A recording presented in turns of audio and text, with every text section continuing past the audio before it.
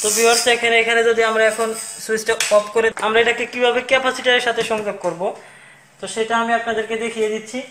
ধরুন আমরা এখানে একটা 2.5 মাইক্রোফ্যারাড বা 3.5 মাইক্রোফ্যারাড হতে পারে। তো এখন আমরা এইখানে দেখেন দুটি কয়েলের, একটি স্টার্টিং এবং একটি রানিং কয়েলের দুটি তার আমরা নেব।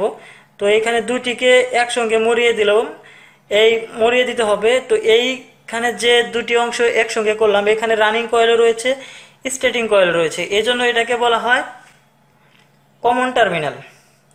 তো তারপরে আমরা এখানে একটা পেয়েছি রানিং কয়েল এবং একটা পেয়েছি স্টার্টিং কয়েল, আমরা যেটা অ্যাবোমিটার দিয়ে দেখে নিয়েছিলাম। তাহলে আমাদের এখন এই দুইটি টার্মিনাল মিলে একটি টার্মিনাল হয়ে গেল। এটা হচ্ছে কমন টার্মিনাল এবং এটা হচ্ছে রানিং টার্মিনাল এবং এটা হচ্ছে স্টার্টিং টার্মিনাল। এটা কিন্তু আমরা অ্যাবোমিটার দিয়ে প্রুভ করেছি।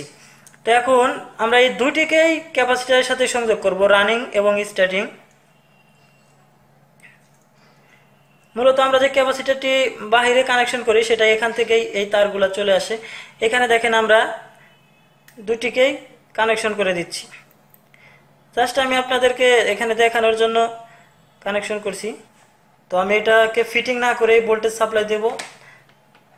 আমরা এই কমন টার্মিনালটিতে কালো তারটি লাগিয়ে দেব, অর্থাৎ আমাদের এখানে যে কমন যেটা রয়েছে, এই যেখানে স্ট্যাটিক এবং রানিং উভয়ই রয়েছে, সেখানে আমরা লাগিয়ে দিচ্ছি।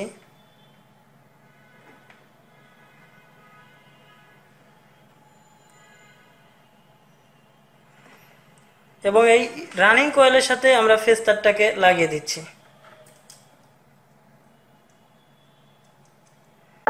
এরপর আমরা এখানে ভোল্টেজ সাপ্লাই দেব।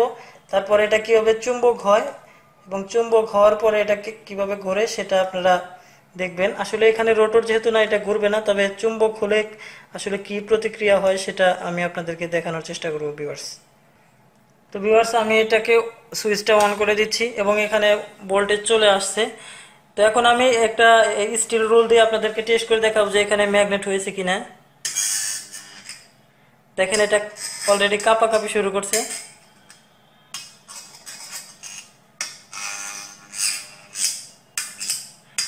এখানে দেখেন চুম্বক হয়ে গেছে, এটকে যাচ্ছে।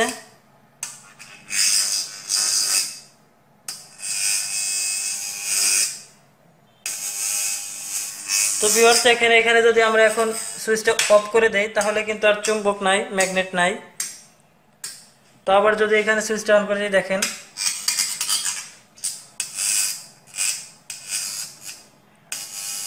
তো এখন যে চুম্বকটি হয়েছে মূলত এই চুম্বকটার নর্থ পোল এবং সাউথ পোল হয়েছে। আমি এটাকে সাপ্লাই অফ করে দিলাম।